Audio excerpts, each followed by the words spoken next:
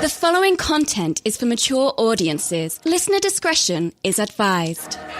You are now listening to No Free Drinks, the not your ordinary dating, relationships, and sex advice podcast. Join me, Wesley, your Keeps It Real co-host. We were going out, I would say steady for like 6 to 8 months. We just abruptly stopped having sex. So why are we not getting freaky? Like, what the f*** going on?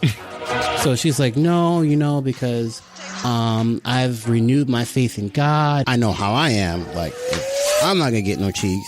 I'm going to cheat on you. Brock, your knows-it-all co-host.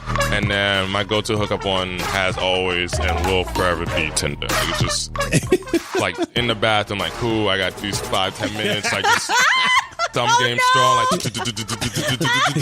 And Lena D, your no-chill co-host. Oh, so do you go down on women? And there were a few men that said, no, like, I don't believe in that. And then I was like, oh, well, I don't believe in you, so we should probably end this. God, that's harsh as I mean, it's harsh as to say you're not going to eat my pussy out. Join us every Wednesday for all type of societal norms being turned upside down.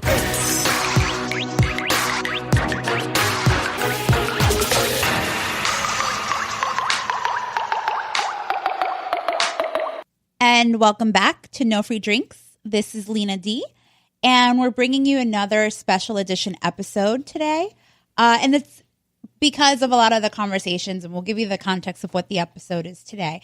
But there's just been a lot going on this year around Me Too and sexual harassment, and it was significant enough for us at No Free Drinks to want to have a point of view about it, and to also create an episode not just for the time being right now, but an ongoing touch point where we can talk about the things that are really happening with women's rights, sexual harassment, and how we think about it as a society. So we decided to invite a couple of our guests back from our Chica's Chat and the Barbershop episodes.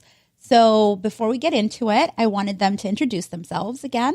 Well, we have Nico here with us. Nico, say hi. Hello. And we also have... Oh, my Jesus. Hey, it's Maddie. I'm back. So Maddie's back from Chica's Chat, and we have Nico that's back. You guys have kind of heard their stories, but we're going to get a little bit into it more around the episode today.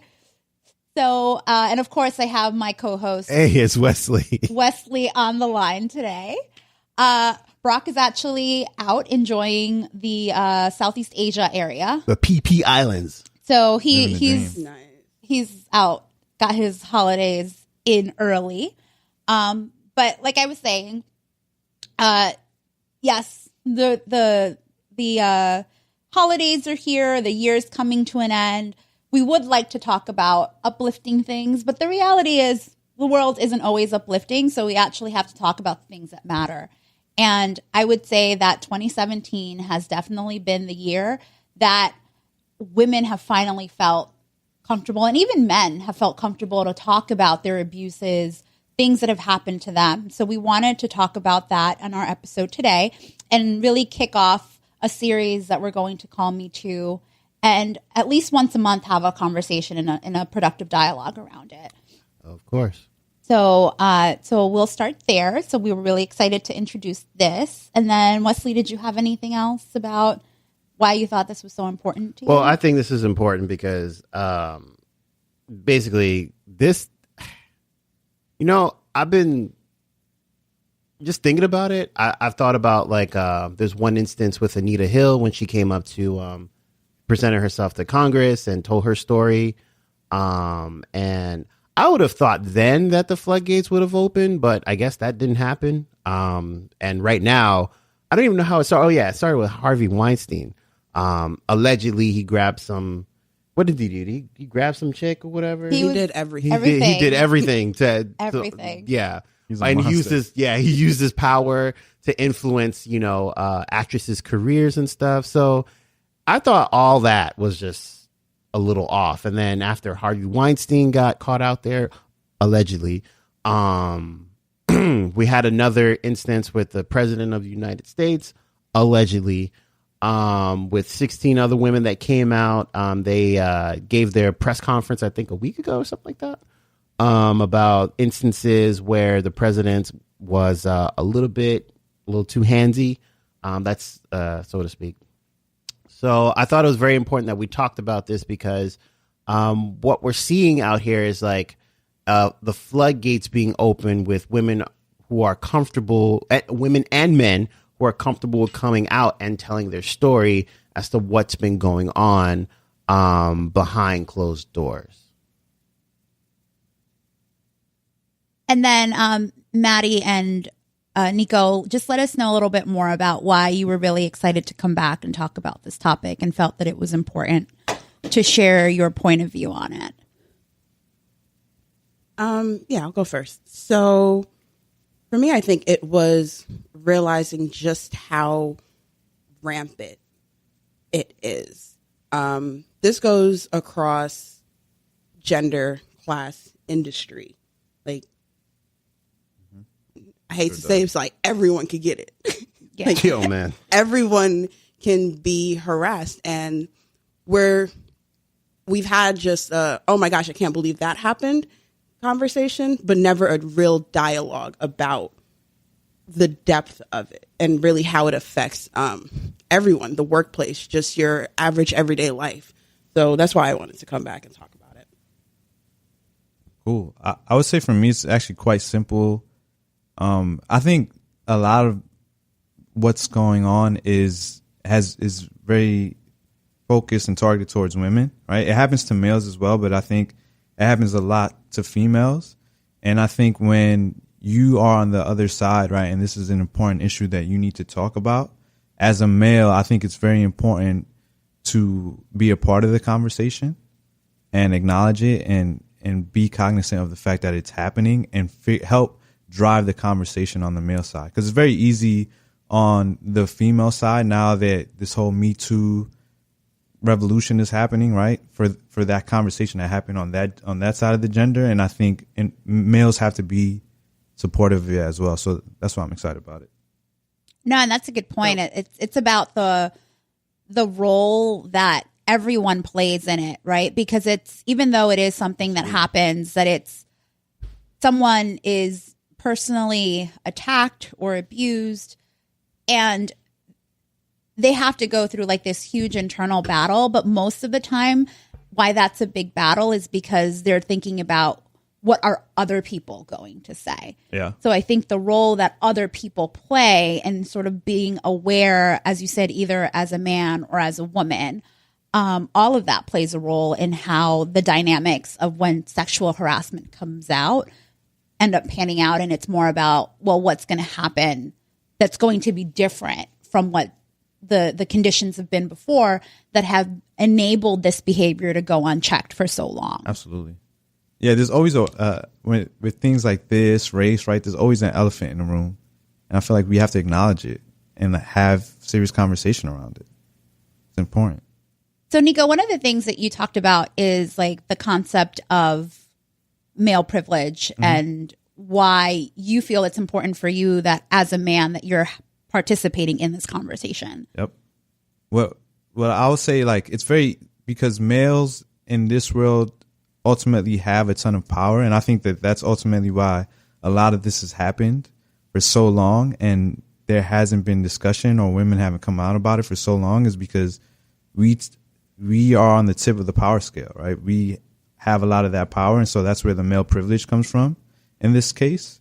And so we need to acknowledge that and see how can we leverage that male privilege now to resolve a lot of these issues, acknowledge, and really bring out all the this word is harsh in some situations, but in a lot of situations it isn't, like these monsters who have used male privilege to their advantage and basically use it against them to, as I mentioned, resolve the issue pretty much.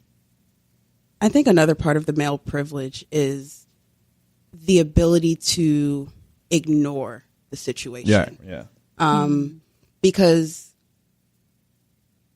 as a woman, if I decide to come forward and say this, like, this has happened to me by my boss has harassed me in whichever way, whether it was his words, actual physical touch, and I go to another man, in his privilege, he can say, it wasn't that bad, or you're making a big deal out of it.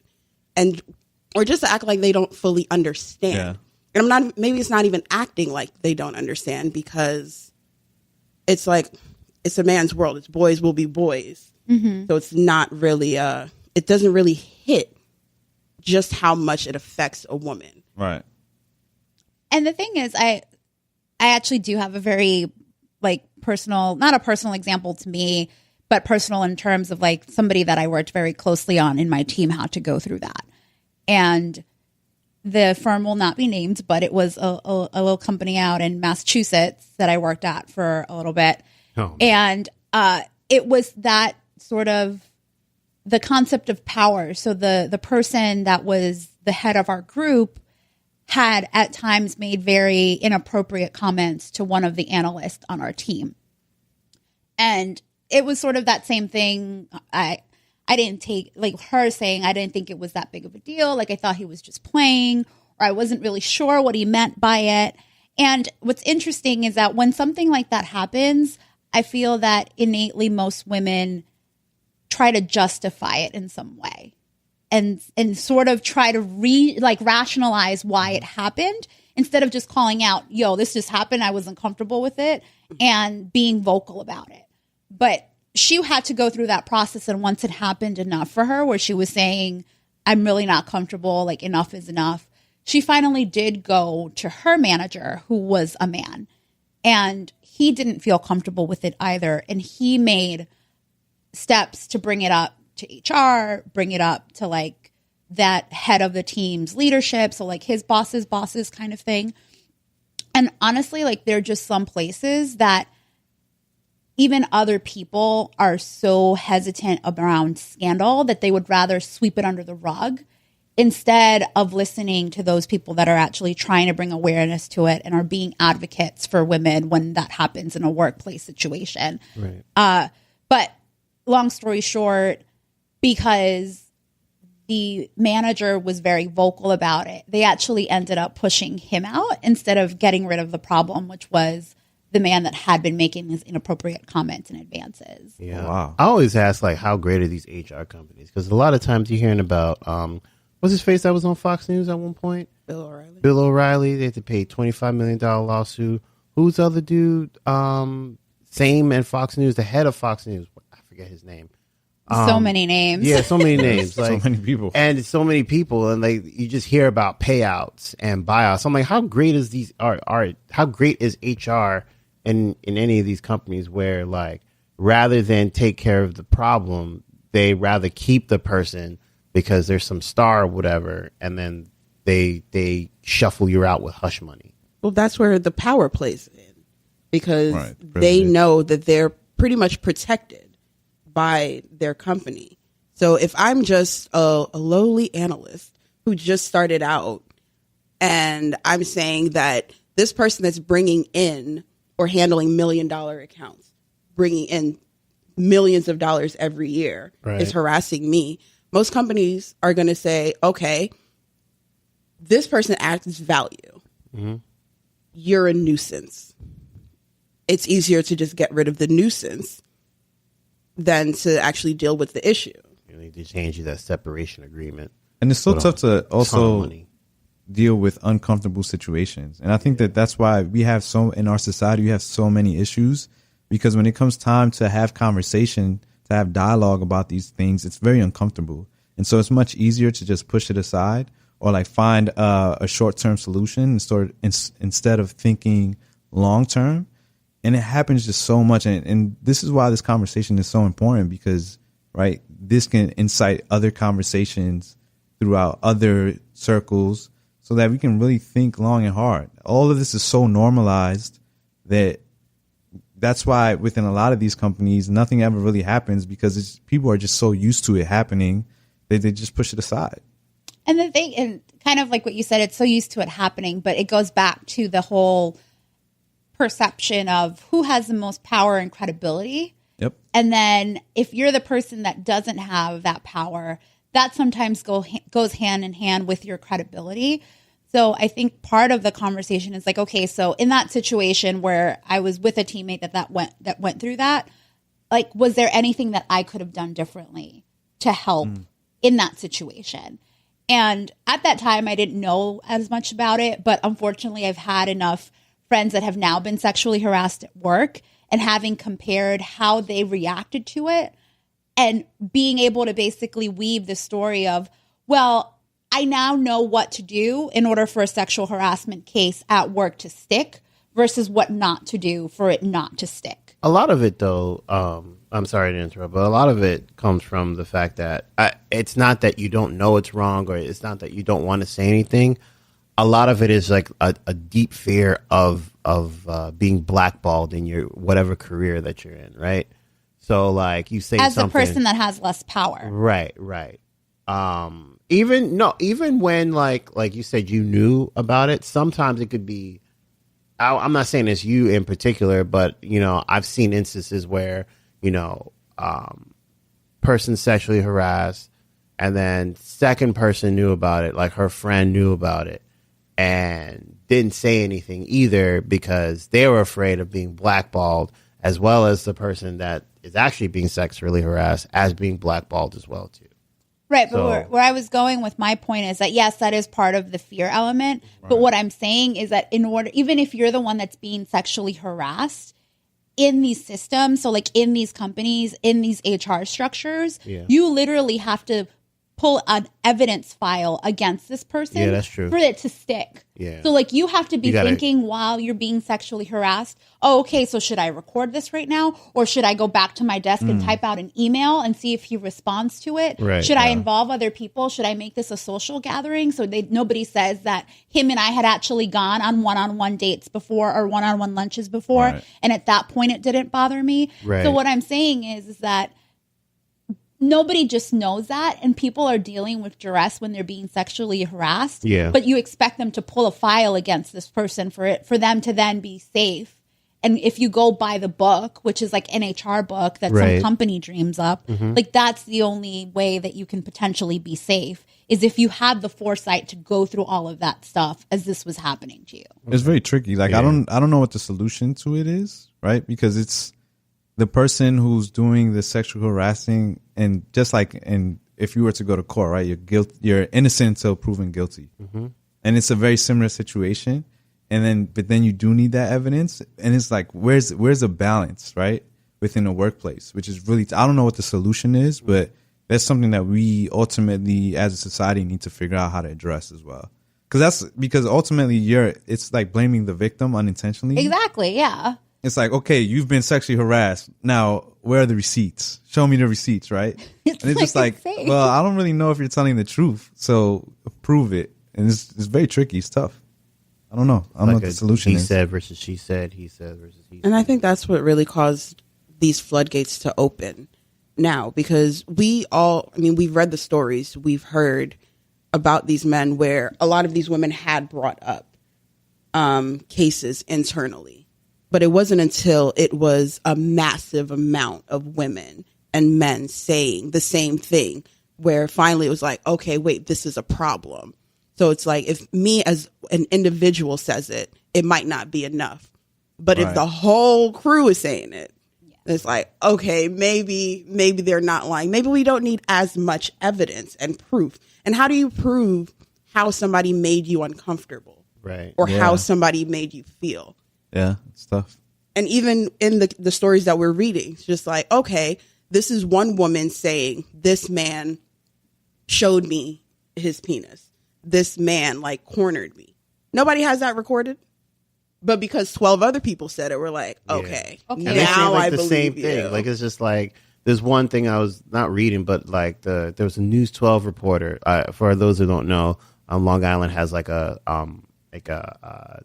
local news station. It's called Channel News 12, and you go to News 12, whatever. But in this case, is a News 12 reporter. She meets Harvey Weinstein at this Indian spot or whatever that he supposedly owns or whatever. He takes her down to the kitchen, and then they look into the freezer or whatever, and for some reason he decides to pull his dick out and start masturbating, and she just was in complete shock.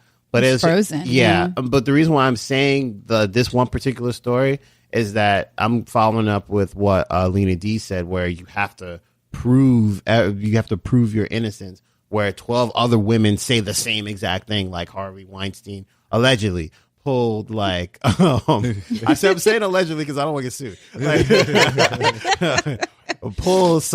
He pulled me somewhere into a location where it's just me and this other person, and he just starts jerking off or doing something crazy, or he wants to kiss me, and I decide to fight him off or whatever by saying no or some shit like that. It's just the weirdest things that you're hearing. Like, and I don't know why the whole masturbating thing would be like I don't even know why that would even be it's a such thing. an infamous case. So, yeah. My thing is, right, hear me out. I don't understand why they keep the same MO. Like, what if you at some point change it up? So you're always just going to corner somebody and pull your dick out and start masturbating? Like, at no point were you like, that didn't work so well last time. Let me try something new. Yeah. Well, it didn't work well for who, though? Whoever. I'm just saying, like, from the perspective, I'm not trying to normalize it. But I just find it so weird reading these stories, and it's the exact same MO every single time. I'm like, are you reading a script? Like, is this scripted? Do you just practice this? And it's like, I have 30 seconds before I can whip my dick out. I don't know. Maybe like, it's a power trip, you know? Yeah, that's what I was going to say. Like, it didn't work. So obviously it didn't work for the person that got sexually harassed Right, because it probably worked for him. she or he didn't want any part of that to begin with. Also, what's the outcome that you were going for? Like, I'm I don't going to pull know, my dick fear? out. No, It I might think be it's like a just fear power. tactic. Yeah, power. It's like, I Like, got all this power. You should just I could want do me. this right now, and And there's look at my nothing you can penis. do about it. Like, that's basically... It's very easy for me to pull out my own member and do something to my member in front of you, as opposed to like It's just outright trying to rape you. Ultimately, that's why I imagine it's such a like easy move to pull on women. It's not But easy. it's Like, sleazy and it's disgusting and like you go on trips with nobody your wants to boss, see but your that. boss is like inviting you to his hotel room, and then somehow, some way, he just wants to. It's just all kinds of like off and weird to me. I recall having a conversation with Lena D and a bunch of the other girls in like our circle about how many, like, I feel like a lot of you women have been in situations where like you've either been in a public area or like where some guy has done that to you in front of you guys. Oh, right? yeah. Yeah, Oh, like yeah. it's happens. on public transportation. Actually, Wesley has randomly seen in the it street. a Yeah, lot. I've seen it. Yeah, I seen it twice. I seen it once in Boston. So this is the story. So like, I have to go take an exam. So I take the day off, right? Go take the exam. This is Boston, so I'm on the orange line. So anybody knows the Wellington stop, whoever's listening to Boston, you guys know what I'm talking about, right? So I go into the train or whatever. On the other side of the train is this homeless guy. And then the woman kind of walks up kind of close to him, but she sits opposite on the other side of the train. So for some odd reason, he decides to whip his dick out, start masturbating. This woman immediately pulls the emergency brakes, freaks out. I'm looking at it like, what the fuck? I'm in complete shock as to what the hell's going on. Yeah. And then she darts to the other side of the trains where the conductor's at, gets him. They pull the homeless guy out and they take him to jail. But I was just like in complete shock. The second time it happened was here in New York City. He just, I don't know, guy just decided to just pull his dick out and start masturbating. I don't know why he would do that. There was a bunch of people on the train, and it was weird because people were just staring at him the whole time. Like, is he really going to do that? Like, it was just, I don't know. All of it was just weird. There is a shock factor involved in it. Because as a woman, and as people, you can tell when somebody's hitting on you. You can tell when somebody's like making some kind of sexual advances. But for someone to just randomly grab you, like, you don't expect that. You don't see that coming. I mean, like, it's one thing to be like, hey, do you want to come back to my room? It's another thing as we're standing in the elevator having a normal conversation. And they're just like, I'm sure it By the happens. way. Like, even on, I think I may even take it further. I'm sure it happens on like a pseudo daily. Like, you go out to the club, guy pulls you, and once he starts grinding on you, like, nah, chill, and he does it again. Wouldn't that be a form of like harassment? of course That's that what is. Drake was about to beat that man's ass No, it's for. no. Yeah, that's what you say. No is no. Yeah. First time. Yeah, Yeah, that is a I form feel of like- harassment. I feel like that right there is like You didn't hear me the first time, bitch. Like, But see, that's But the it's thing, a sense though. of normalizing. Yeah. The point about normalizing it, it's like if I go out, and this is to the point like when I was going out more frequently, like when I was in my early 20s, I went out with the expectation that I was going to get manhandled in some way. What? But I needed to make sure that, one, I wasn't like too drunk that I couldn't react to it, or that I was ready to like slap somebody or react, like being like mentally preparing myself so that I wouldn't be shocked when it happened. Because if you're shocked when it happens, that sometimes just gives the other person a reason to do it more because you're not saying no. right. Yeah. So it's like, it's crazy. It's like, oh yeah, that happens all the time. But and even in that, by me reacting like that, it shows how normalized it has become. Because we're all aware that this isn't right, that people should speak out against it, that people should stand up for each other. But even when you mention something that happens, and then for us to just be like, oh yeah, that happens. But it's like, no, like there's something wrong with that. Like we shouldn't just react, like take it for granted that it's fine that it happens. Like Right. it's like we should be as outraged every single time when somebody says something like that and speak against it. Right. Lena D, would you also say that, like, for the most part, because I don't want to generalize, but for the most part, it's been from males, right? You would say? For the most When you part, expect- yeah, it's been from males. Women, well, the women that I've encountered haven't been as like crass about it. Like they'll hint at it, but then kind of wait to see how you react, and then if no is no, they move on. I think But- that's one thing that we also don't really talk about.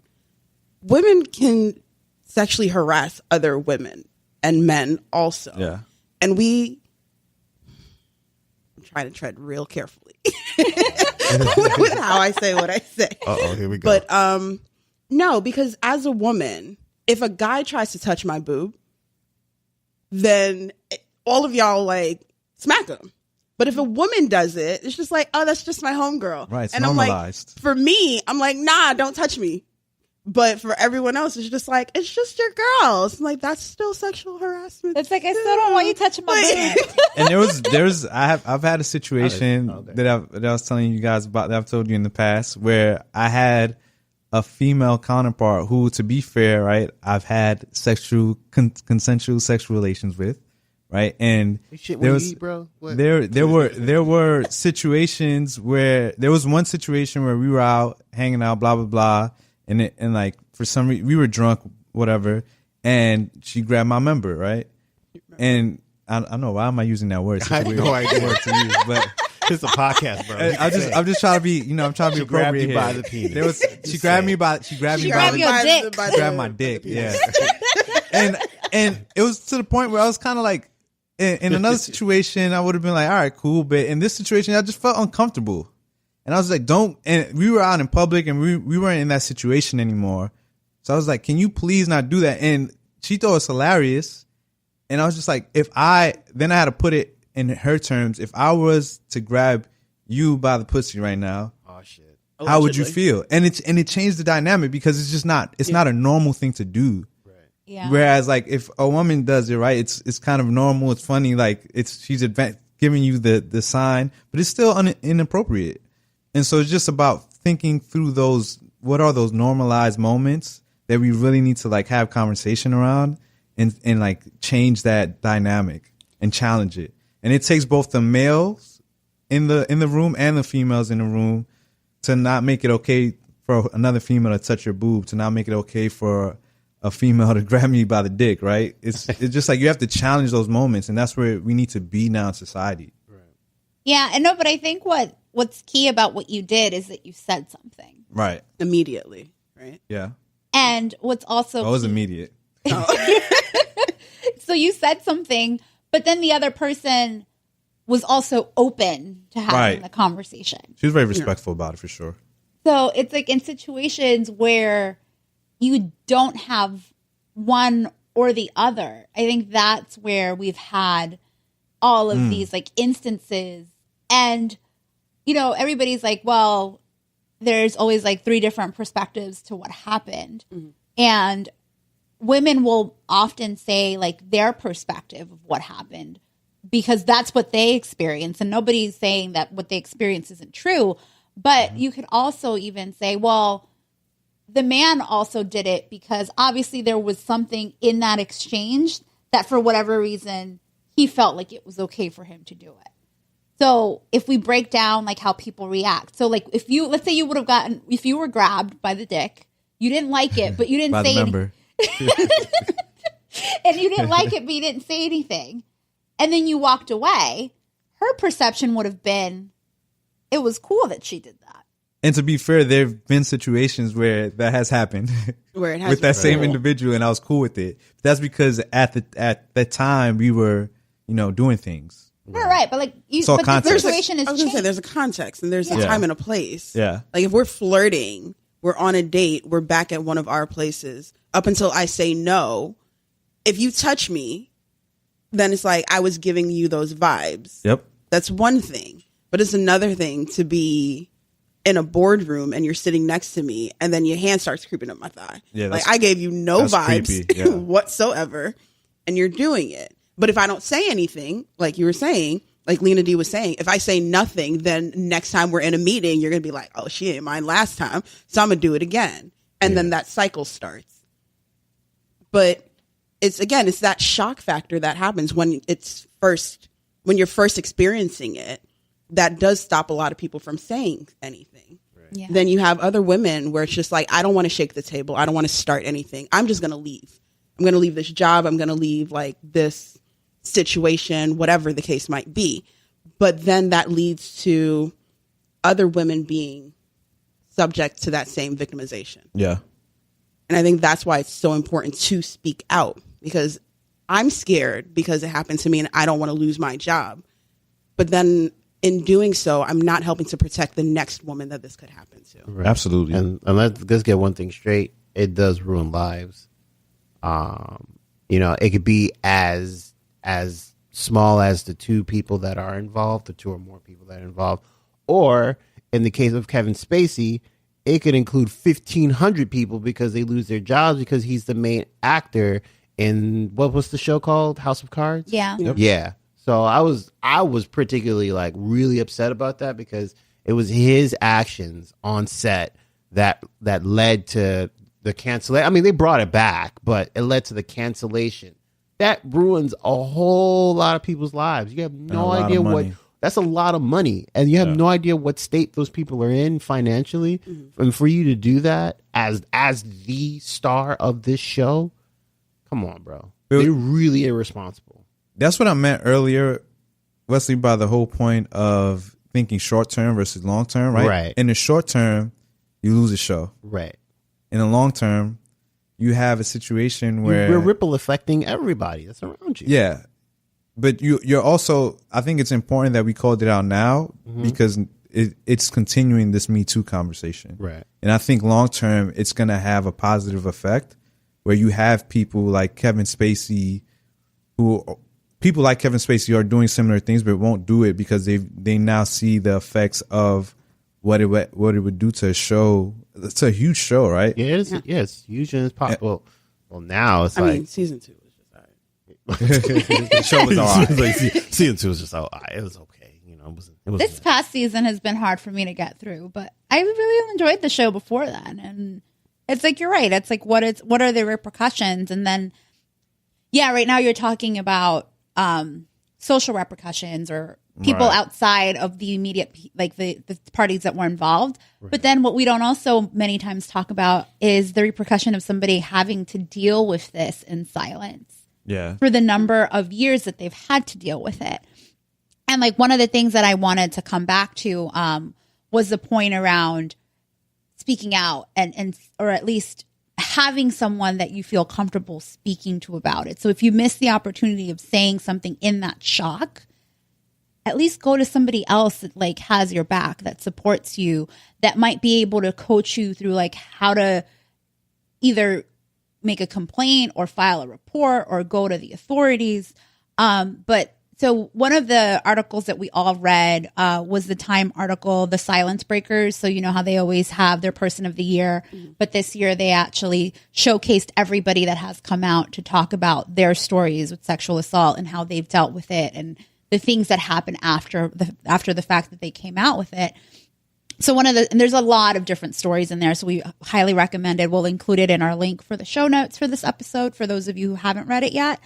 But what I thought was really impactful when that article starts out is that Ashley Judd, who was sexually harassed by Harvey Weinstein, in the shock of everything that happened, allegedly, in the shock of everything that happened, she stormed out, and she was lucky enough to have her dad there waiting. Mm-hmm. And obviously that's somebody that knows you well, can tell that something's going on, but it's like you don't really have to suffer in silence. You just have to have someone that you can trust and talk to when something like that happens. And there was another instance where I was very proud of the woman who did this, but her Uber driver masturbated while he was driving her to her destination. Damn, multitasking. How? I don't know how he did it, but he... So she went through this and really shocked. I think she tried to... she kind of went through that whole thing of like, what do I do? Should I call someone? She finally remembered somebody that she could really talk to who called him, and he works in law enforcement. So he kind of walked her through like what she should do, this and that. But then a day or two later, she was dealing with everything, and she just decided to post a Facebook Live video about it and talk about what she had gone through and how she was dealing with it. But like, those are the steps that I think that are like to the point of it's so hard to have that conversation. But if you don't have those conversations, like it's a lot harder to change things. Right. Yeah. So let me put a question out there. Now this is all a very opinion question, and I'm asking it because I feel like maybe people might have different views on it. How long is too long for you to say something? To wait to say something, like after something happens? Mm-hmm. Nah, in your friend's case, it was immediate. Like, it was like, day, boom. You know, call out law enforcement, get SVU involved, potentially, to resolve the matter. But then how long is too long? Because we have, accusers coming out here saying that years later, I'm talking like 40 years later. 30 years. Yeah, like saying, hey, like, this is what happened. This person has done such and such wrong. I think people know who I'm referring to. So let's, yeah. So I don't think it's ever, like, you should never feel like too much time has gone by. You should still, like, when you come to terms with it, you should say something. Right. But I do think, unfortunately, from a legal perspective, there are time frames. There are periods of time that, so we've been focusing on this on sexual harassment, but if you get raped, I think it's like 5. No. If you get raped, in order for that evidence to be collected, it has to be right away. Oh, yeah. Like, collect that. Like from like like your physical evidence, sexual juices, all that stuff. Yeah. So and then, sexual juices, and then someone from both ends. You know what I mean? Yeah. I didn't mean it in a funny way. Yeah, no, but it was like, those are not, like, that's the one time where I don't want to think about it as sexual juices because they're usually enjoyable. I couldn't think of, I didn't want to just say semen because semen is. You have to say semen. It's general bit. Collecting the bodily fluid. But it's not always a situation where the male has raped a woman. A male can be raped by a woman. And there would still be bodily fluids, not. I didn't think of it at the time. My apologies. He used the wrong shit. Correction. Not sexual juices, bodily fluids. Okay? Problem solved. There we go. Well, but because like most women will feel dirty if they've been raped, or most people might feel dirty if they were touched inappropriately. Yep. So the first thing is, I need to go shower, but then you shower away the evidence. And then that makes it so much harder. So even though from a speaking out perspective, yes, I think anybody should, at any point, if something wrong has happened, they should speak out about it. 100%. But if you have had some physical harm done to you, you were raped, whatever, like hit, like there's just instances where unfortunately you just have to act a little bit quicker and like go to the authorities with it so that they can get the evidence that they would need to start building that case so that you can feel that you have received some justice for what happened to you. I will also say that there's scenarios, Indy, where if you bring it up, for example, someone's running for office, someone's trying to we buy already know who we're talking about. an entire network, right? Yeah. You can think of the names that I'm Oh, bringing yeah. up, right? Where it becomes questionable because it's like, why are you bringing it up now that this person's running for office, or now that that this person is trying to buy a network, right? And I will say that it's never too late from a legal perspective. It is, but I like some people come to terms with it at certain moments, right? And I think they have a right as a human being to bring it up. But I will say that you have to think about the context in which you're bringing it up, unfortunately, because society is very quick to jump to conclusions on your behalf. And that makes it challenging. Yeah, that's the court of public opinion rather than the criminal court. Yeah. So think of the situation where, who was it? Nelly, for example, right, was accused of raping someone on their tour bus. right. And it was allegedly, right? I don't know if it happened or not. The case was dropped. But immediately, like, the person who accused him was attacked by people, fans, and there was just so much pressure that she didn't even want to deal with it. Right. So we don't really even know if Nelly did it or not, right? Some people say he did, some people say he didn't. But because there's just so much public outcry or public opinion about it, it really adds a challenging element to the entire case. I mean, I think the same thing that happened to Taylor Swift. Guy grabbed her, like, he was taking a picture with her. He, like, what was it? He reached under her skirt and like grabbed her butt. And then, like, she said something about it. He sued her for millions of dollars. Then she sued him for $1. There was countersuing. And then, like, I guess she won the $1. Yep. But then that whole time it was just like, oh, Taylor, you just need to get over it. Blah, blah, blah. Well, no, one of the lawyers specifically asked her, how do you feel about, I think, what was his, Mueller? Yeah. How do you feel about Mueller getting fired?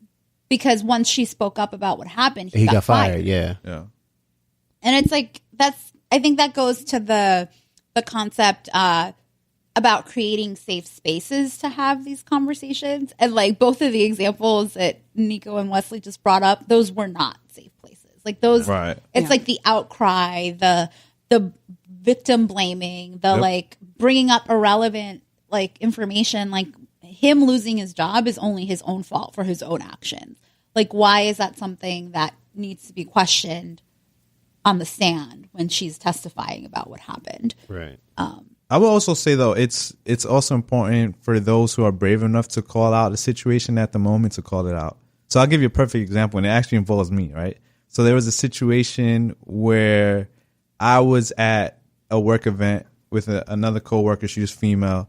And for some reason, there was another female coworker who was like on stage. And I will say that this female coworker, and I still believe to this day, is a beautiful woman, right?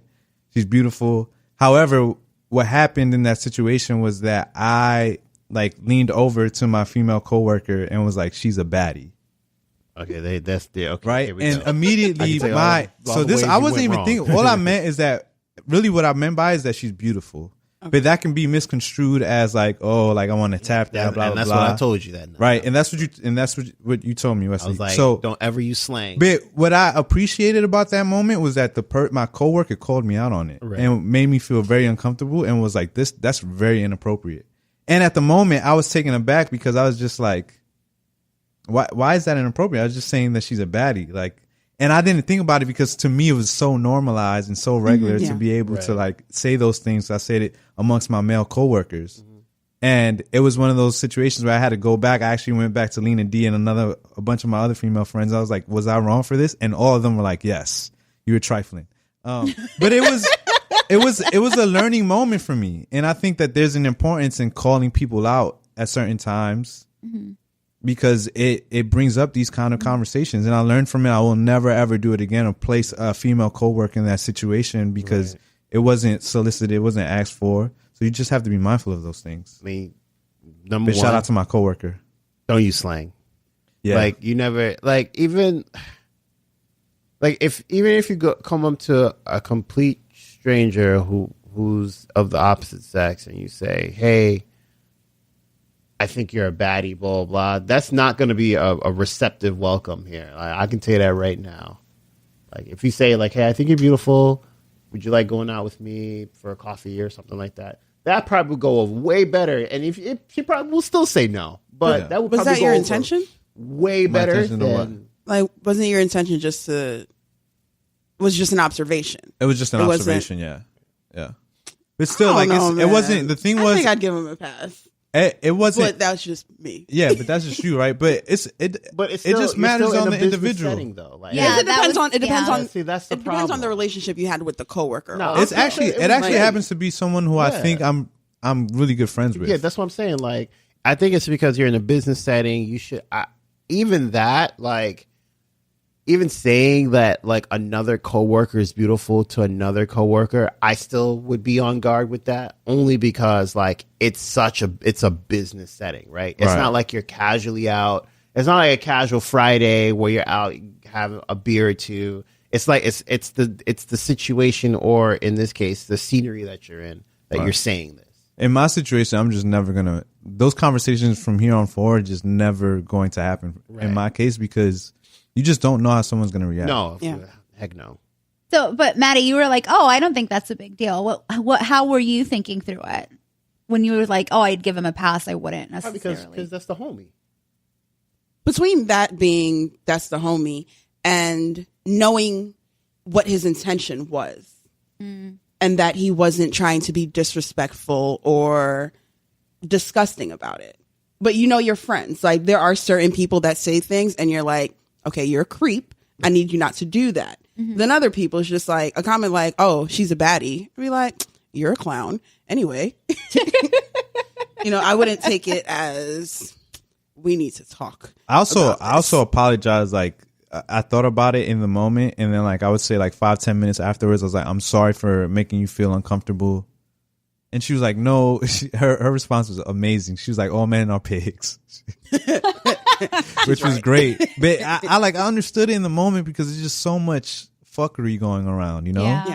And It's so the environment. I couldn't even be mad about what she said, because I was slightly insulted about what she said, but I understood because I had just insulted her. There's a lot of women are going through a lot of shit right now with all the trifling men out there who are using their power to their advantage. And so I understood and I appreciated it. It was a good learning moment for me. I appreciate that you were open to it. Yeah. Because there are a lot of men who would have taken that and been like, okay, she's uptight. I'm not talking to her anymore. And I think that's one thing that I am a bit worried about with all of these women coming forward is some form of retaliation, so to Yeah. speak. one Because of the pretty much like blackball you said, where now men won't feel comfortable talking. But I feel like some people are going to take it to the extreme. And it could end up being a situation where it's just like, we're just not going to let women into this inner circle anymore because Right. y'all just came along and messed everything up. What I will say about that, Not Maddie, saying that I believe that. I'm just saying that's what I'm. is that it's so ironic because we talk about masculinity, right? But masculinity is such a sensitive thing. Like, we're so protective about our masculinity, and sometimes that's what leads to retaliation, I feel. And we have to get to the point where, we, like I said, we need to deal with these uncomfortable moments. You just have to. And as a man, as a masculine male, right? You're so powerful, right? Let's sit down and have a conversation and challenge ourselves. I was insulted and I felt uncomfortable, and I was like, why is she calling me out? But it's just one of those moments where I was like, I need to like really think about the situation and see it from her perspective, because I was the entire time seeing it from mine. And we just have to push ourselves to do that now. I remember like when that Donald Trump tape came out. What was it? Access Hollywood. I don't know. With what Billy The locker room talk one. Yeah, locker room talk one. I remember one of my coworkers was just like, "Oh yeah, everybody talks in the locker room like that." I'm like, "That ain't no locker room I've ever been in. Like, we talk about women, but we don't talk like we don't talk about grabbing them by the pussy and because I play basketball they let me do it. Like, that's not that's never happened. Like, that's never been a conversation to have. Like, nah, Yeah, I'm good. It's like, no, it's like you can't just say that it's normal that this happens, because I'm pretty sure men would be like, no, I've never actually talked about No, that. I called it out There on are the a lot of men I that called it came out out on the and said spot. I that. was just like, no, that's not how it works. He's like, no, like you're just saying that because you're liberal. I'm like, no, I'm saying that because that's never happened. Like, that just doesn't happen. He's talking about himself and his. You talk about group of yourself right pervs. now. You being a pervert, you need to relax. I don't know what the hell you're talking about. I'm gonna sit down and do this work, okay? That's crazy. But we're almost out of time. And obviously, this isn't the first conversation we're going to have around Me Too and speaking out and how to better, as a society, I think, give people the tools that they need so that we can be more supportive as people to each other in these situations. So there's going to be more to come. I can't wait till we do the political one. I can't wait. But to wrap up this episode, I just wanted to ask everyone to give their thoughts on what they think they can do as a person that maybe some of our listeners can either relate to and then start doing this in their day-to-day. But what do you think you would do differently, like having now had these conversations to make it a safer space for us to advance together in dealing with these occurrences that have been happening and hopefully diminish the frequency that they're happening in the future?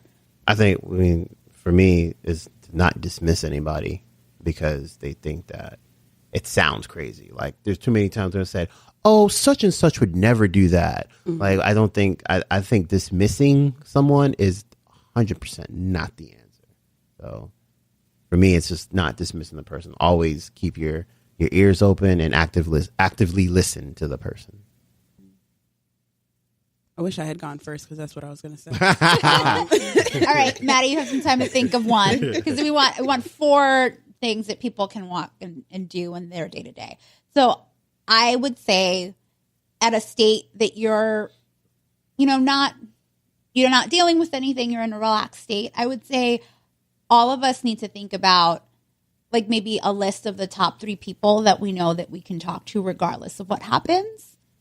And for those people that unfortunately have gone through some sort of sexual assault experience, it's like have that handy. Maybe it's like a list you create in your phone.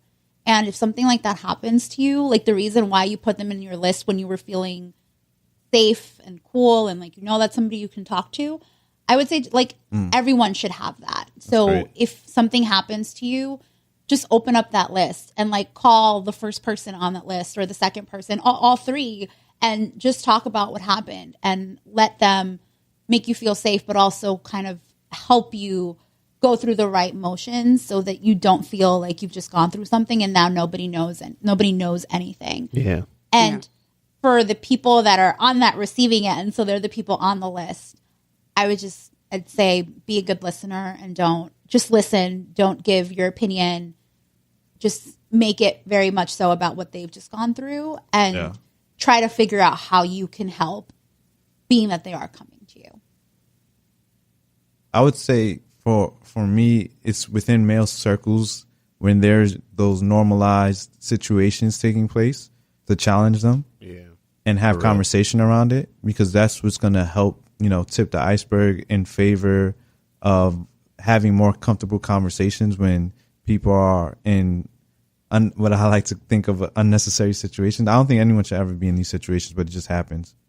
And as you said, Nina D, for the person on the other side, whatever male friend it is, to be open and listen and react and reflect on it, because I think that that's the only way we can help to resolve this situation in the long term. Cool. Back to me. It's like, okay, Maddie, now you're on a spot. I think it's also just a matter of creating that accountability on both ends. Holding your, as the receiver of, or the victim of whatever action it is, there is a level of accountability for you to speak up. You have to say something. We have for so long forced women and men into silence. And we don't have that expectation, like they will speak up. So now it's just a matter of you have to say something, because it doesn't get better if we sit in silence. And to make it not a gender thing anymore. We've very much made it about women being the victims. It's just like everyone is affected by these. Like if I'm sexually harassed, I go home and my relationships with my family and my friends is affected. my relationship with men is affected because I start looking at everyone as an enemy almost. So rather than doing that and saying all men are dogs, like your coworker said, it's even though it's true, but Hey. I joke, No. I I mean, joke, I kid. From time to time, but I'm here talking about I'm reflecting. No, but it's about holding men accountable like, as I'm reflecting well. that men ain't shit. No, but we do have to make sure that Hold us we're holding accountable. everyone accountable. Absolutely. Absolutely. As the victim, as the perpetrator, as the eyewitnesses, everyone has a role to play in making this a safer space for everyone. And I think we really have to start living that. It's nice to have the conversation and say it, but when it comes down to it, like, we have to do this. Yeah. 100%. And I think it's important for people to think about what role do they want to play? And are you going to be the person that helps us move forward from these dark times that people have been in terms of like their rights and their mental health state, how they feel about their sexuality, how they feel day to day. So are you going to be the person that's going to make sure that our society doesn't support this behavior? Or are you going to be the person that's rooting on for the Weinsteins of the world? And once you know that, it makes it easier for the other people to know where you stand and how to then be an ally and an advocate for those people that have gone through these difficult situations. But that wraps up today's episode. Thanks so much for joining us, Nico and Maddie. Thank you for having Thanks me. for having us. Yes, I'm so glad you came on. And this actually, it wraps up this is our last episode of the year. Hey. So Happy holidays. it's the holiday times, and we really hope that you enjoy that time with your friends and your family and loved ones. We will be taking a 2-week break ourselves so that we can also enjoy time with our loved ones. Hopefully Mariah Carey sings this year. Oh, please don't ask Mariah Carey to perform anymore. We're trying to be her backup dancer. But we will be back with you in the new year in 2018. Our next episode will come out on January 10th. So thanks for joining us. Have a happy new year. Love life. Can't wait to reveal our next episode in 2018. Salute. Bye. All right, ladies and gentlemen, let us know what you think about today's episode. Just hit us up on our Contact Us form at NoFreeDrinks.com. Or if you're lazy like me, which is all the time, you can hit us up at NoFreeDrinks@gmail.com.